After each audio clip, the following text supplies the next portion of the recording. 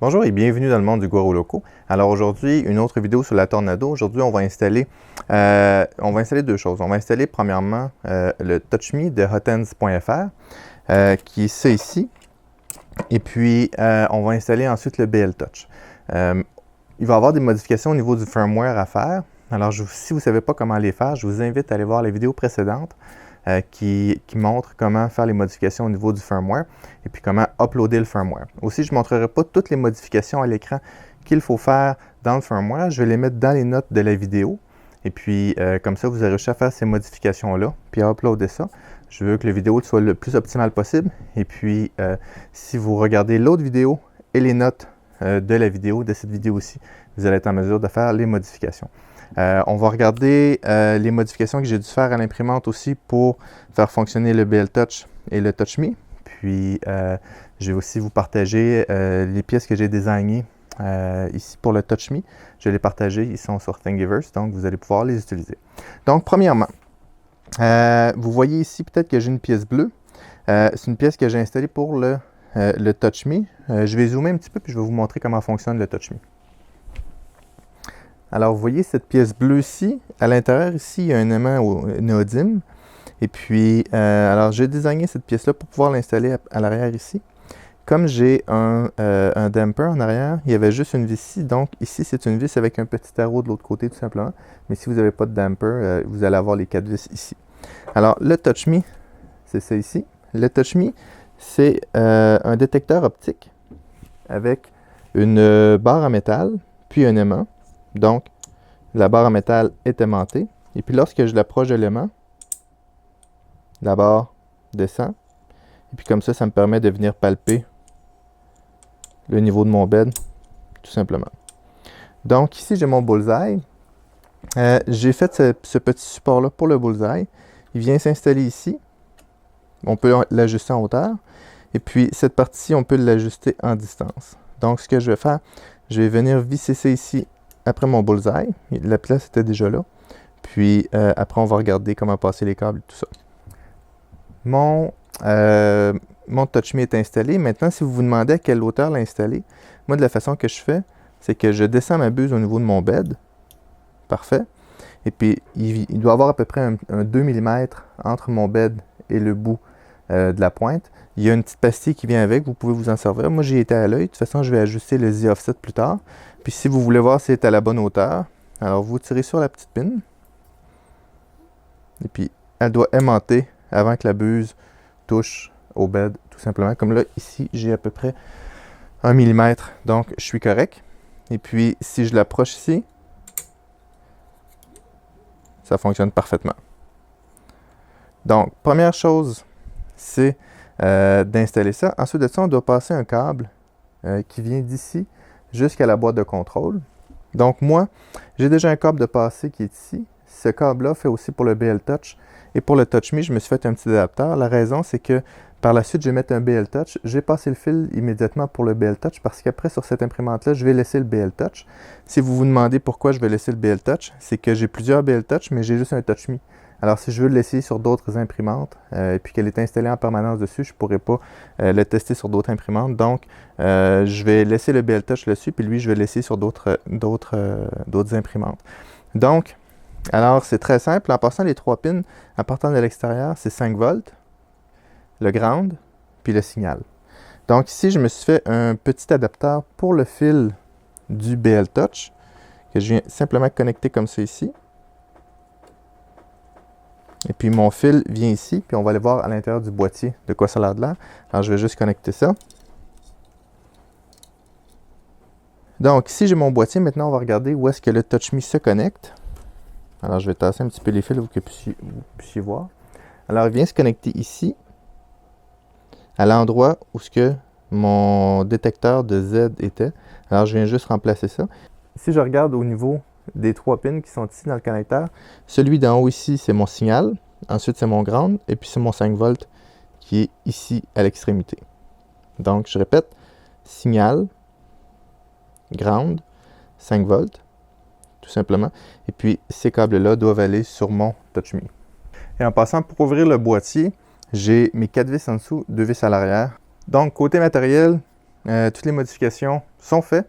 Maintenant, il reste à mettre mon firmware. Vous allez voir sur le site de hotends.fr, c'est super bien documenté en français avec toutes les modifications qu'il va apporter au firmware et au G-code, parce qu'il y a des modifications à apporter au G-code. De la façon que ça va se passer, c'est que lorsque je vais partir mon imprimante, je vais lui faire un home. Alors, la pin, elle est sortie. Ensuite de ça, mon axe va aller palper les différentes hauteurs. Ensuite de ça, je vais le faire baisser à 0.5 pour faire rentrer la pin. Et ensuite, je vais tout simplement imprimer. Donc, mon firmware est déjà dessus. Alors, je l'ai uploadé. Puis, pour l'uploader, c'est très simple. Ça vous prend juste le câble USB, un ordinateur et Arduino. Une fois les modifications sont faites. Maintenant, ce qu'on va faire, on va ajuster le Z offset. On peut le faire à partir de Cura ou on peut le faire à partir du menu. Je vais vous montrer la méthode que hotends.fr propose. Donc, ce que je fais, je branche mon ordinateur via le port USB. Je dis Cura, mais ça peut être Simplify 3D aussi. Dans la documentation, il est écrit de ne pas utiliser Repetier, donc ne pas utiliser Repetier Host. OK, alors dans Cura, première des choses, je dois faire mon Home. Alors, on se met tout de suite en majuscule. Je fais un G28. Alors, mon imprimante va faire un Auto Home. En tout cas, c'est supposé. Alors, la pin est sortie. Gardez tout le temps un doigt sur le bouton en passant, hein, s'il se passe de quoi.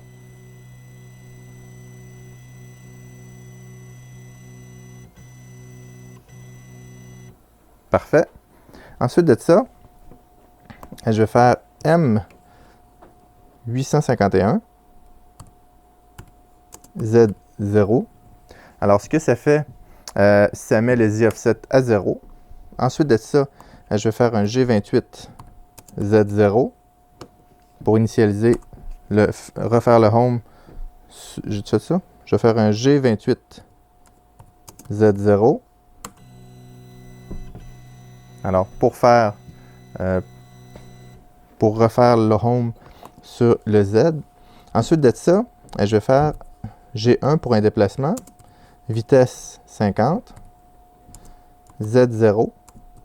Alors, je vais placer le Z à 0. Il est déjà à 0. Alors, ici, je suis la procédure que de Hotends. Mais si vous connaissez bien les G-codes, par exemple, cette étape-là, on aurait pu la passer, mais je vais vous montrer la procédure de hotends.fr. Alors, M211 S0, ça permet de descendre les Z offset en bas du 0, tout simplement. Ensuite de ça, je vais déplacer à partir du menu ma buse jusqu'à ce qu'elle soit à la bonne hauteur. Donc, sur mon menu, je viens dans Prépare, Move Axis, Move Z, à coup de 0.1 mm. Et puis, je vais baisser mon axe jusqu'à ce qu'elle soit à la bonne hauteur. En passant, j'ai un petit morceau de filament en dessous de ma buse. C'est important de l'enlever. Et voilà. Alors ici, ça me donne moins 4.2. Donc, je viens ici et je tape M851 Z moins 4.2. Parfait. Alors, mon Z offset est seté à moins 4.2. Ensuite de ça, je fais mon M500 pour sauvegarder. Puis, je fais un G28 Z0.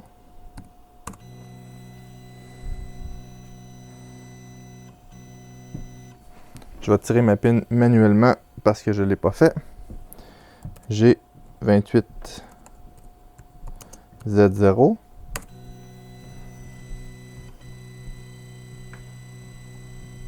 La raison pour laquelle j'ai tiré ma pin manuellement, c'est que je ne l'ai pas fait venir ici. Et maintenant, je vais faire un G1 pour le déplacement, Z0.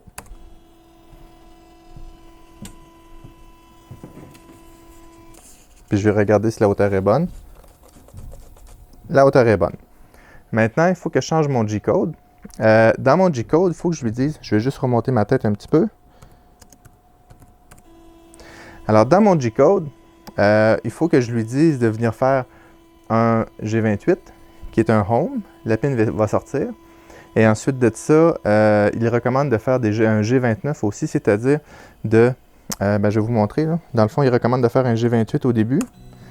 Alors, le G28 va faire une mise à 0 de tous les axes.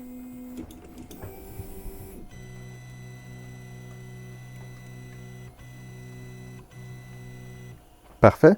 Et ensuite, un G29 qui est un nivellement automatique du bed.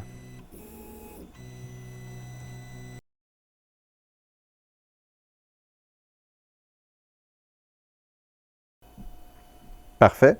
Et ensuite de ça, de faire un G1 Z0.5 qui va...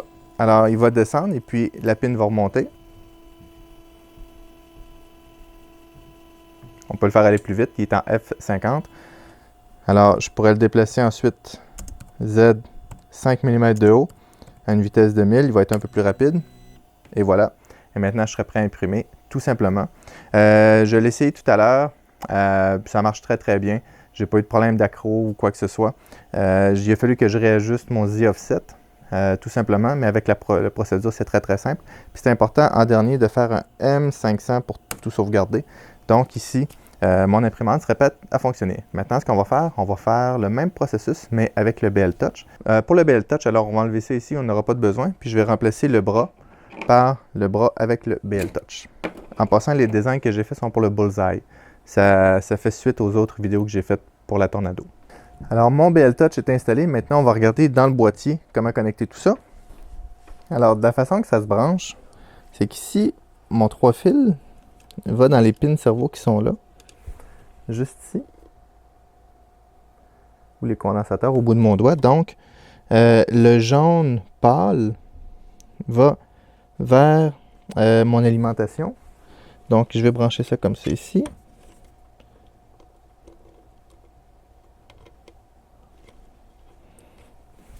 Et voilà. Alors, je ne sais pas si vous voyez bien ici comme ça. Et puis, mon fil noir et blanc s'en va à la place de mon connecteur de détecteur de fin de course, tout simplement. Et puis, c'est les deux pins qui sont près de mon connecteur en haut, près de mon port USB.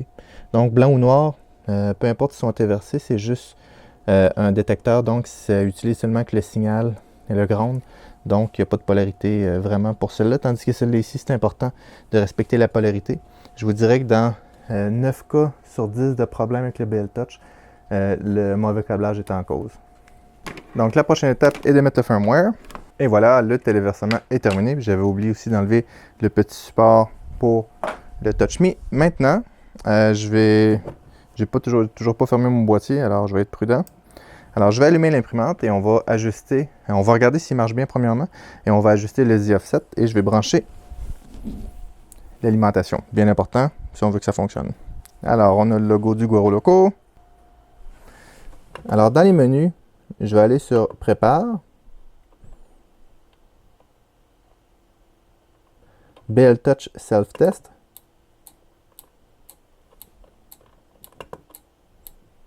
Parfait.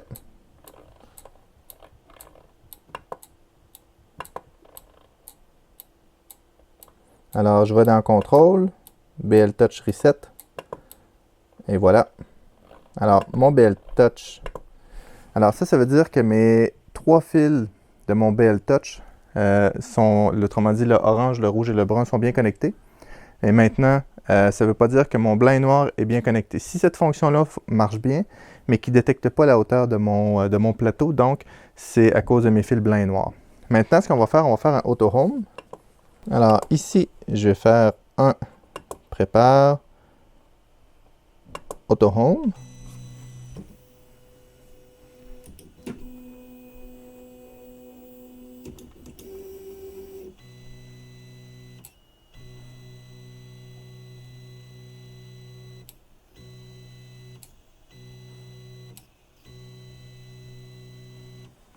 Parfait. Maintenant, je viens dans Prépare, Move Axis, Move Z.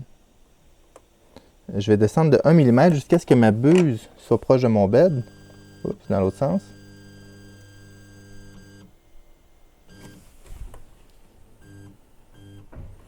Alors, ma buse est proche. Maintenant, à coup de 0,1 mm.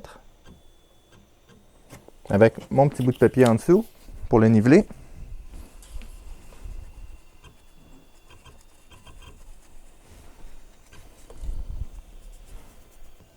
Alors, 0,4, je suis à plus 0,4. Donc, je prends ce chiffre-là en note. Je m'en viens dans Control, Motion, Z Offset. J'étais à moins 2. Puis, je vais rajouter 0,4 à ça. Donc, moins 0,2 plus... C'était 0,04 ou 0,4? Je me souviens pas. Oups. Alors, ici, 0,4. Alors, je retourne dans Control, Motion. Alors, moins 2 plus 0,4, ça fait moins 1,6.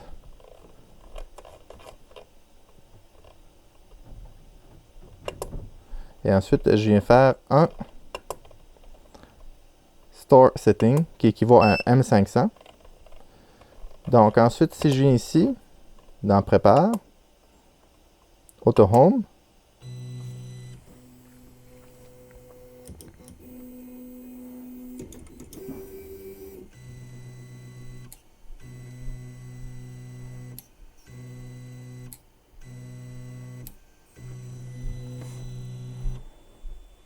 parfait, je viens dans Prépare, dans, excusez-moi, Move Axis, Z, à coup de 0,1 mm, et je viens le mettre à 0.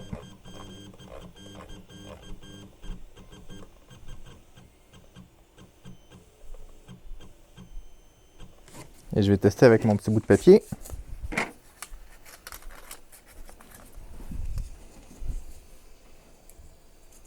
C'est bien comme ça. Parfait. Donc voilà comment est-ce qu'on installe le BL Touch sur la Tornado. Maintenant, j'entends déjà les questions venir. Dominique, qu'est-ce qui est le mieux entre le BL Touch et le Touch Me? Les deux fonctionnent très bien. En passant, ça fait longtemps que je travaille avec le BL Touch. Ce que j'ai pu tester, le Touch Me fonctionne bien aussi. Mais je vais vous dire quelques points pour chacun des deux. Le Touch Me est fait en France. Et puis Frédéric, celui qui est de chez hotens.fr, donne un service incroyable. La procédure est en français, elle est très très claire. Puis il offre un support exceptionnel. Il est à peu près à 20 €, le Touch Me. Le BL Touch, lui, est fait en Chine. Cependant, le support d'Enclab est super bon. J'ai jamais eu de problème avec eux. J'ai déjà eu un BL Touch défectueux. Ils m'ont envoyé les pièces rapidement. Puis, aucun problème au niveau de la livraison. Il est un petit peu plus cher. Il faut environ 50 €, entre 45 ou 50 €, dépendamment d'où est-ce que vous le prenez. Au Québec, c'est 60-65 $ à peu près. Au niveau du firmware, je trouve que le BL Touch a moins de modifications à faire au firmware. Cependant, il y a 5 fils au lieu de 3. Un petit peu plus complexe. Et puis, si je vais avec une Gen L, c'est facile à installer. Mais si je vais avec d'autres cartes, par exemple une Roomba ou quelque chose de même, ça risque d'être un petit peu plus compliqué parce qu'il faut que je trouve les pins cerveau. Puis par exemple, ça serait plus difficile à mettre avec une Ender 3, tandis que celle-là avec une Ender 3 serait relativement facile à mettre. Maintenant, celui-ci, le firmware sait quand la pin est sortie et rentrée, tandis que le Touch Me, il ne le sait pas, c'est-à-dire qu'il vient sortir d'une façon un peu mécanique ou magnétique dans ce cas-là. Puis ce qui m'est arrivé un coup, c'est que dans mon G-code, j'avais un Home, puis suite à la palpation, et puis la pin est sortie, puis il a graffiné mon memory bot. Donc, ce qui pourrait difficilement arriver avec un BL Touch, du fait que maintenant les BL Touch, les Smart 2, la pin est en plastique, et puis elle est faite pour casser si quelque chose. Si elle est sortie, et puis elle accroche quelque chose, la pin est faite pour casser, puis je peux la remplacer facilement, puis ça ne coûte pas très très cher. Tandis que l'autre, c'est une pin en métal qui, elle, ne cassera pas. Donc, pour et contre, les deux fonctionnent bien, mais comme je vous ai dit, il y en a une qui est faite en France avec un support local. Celle-ci, il y a plus de contrôle au niveau de la pin rentrée-sortie. Je peux la faire rentrer et sortir comme je veux. Puis j'ai moins de chances qu'elle accroche ma pièce parce que j'ai fait un home au début ou quelque chose de même ou qu'elle graphine mon bed. Donc, j'espère que vous avez aimé la vidéo. Si vous avez aimé ça, s'il vous plaît, mettez un like, Abonnez-vous à la chaîne si vous ne l'êtes pas déjà. Partagez la vidéo et à bientôt.